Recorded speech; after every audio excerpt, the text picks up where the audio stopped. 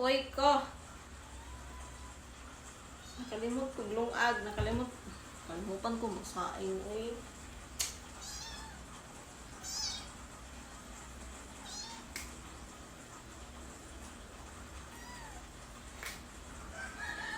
Kaya na ko ng saging na ano, hindi niluto ba.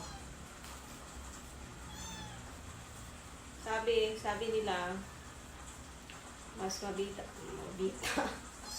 mas mabisa daw to pag low potassium ka. Yung ano, hilaw-hilaw ka. Yung hilaw-hilaw ka siya. Yung hindi, as in hilaw na hinog. Yun daw ang kainin pag yung mga low potassium.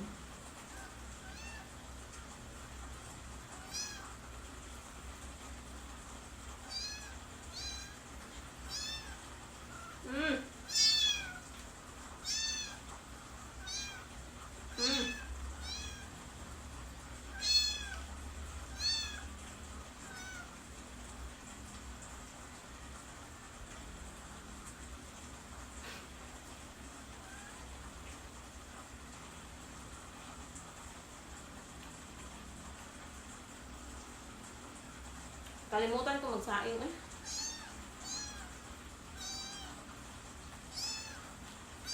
Bebe, hindi ka nagsaing. Ba't nakalimutan mo rin magsaing? Ay, nako.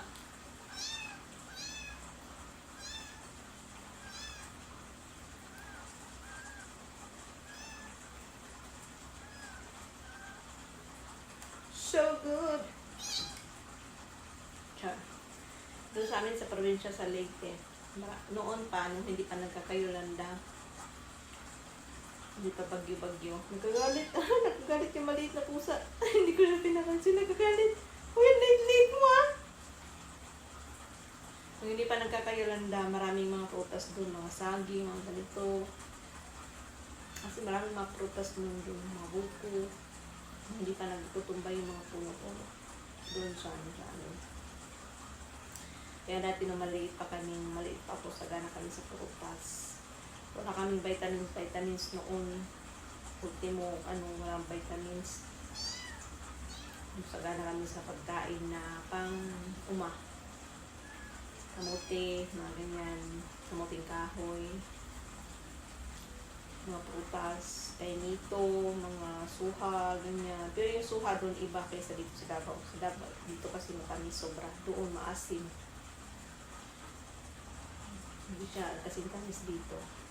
Tapos, yan, bayabas, ang dami mga prutas doon. Iba't ibang klase. Meron mga prutas doon na wala dito. Meron din mga prutas dito na wala doon. Meron mga prutas doon na wala dito. Tama ka. Yan lang. Share ko lang.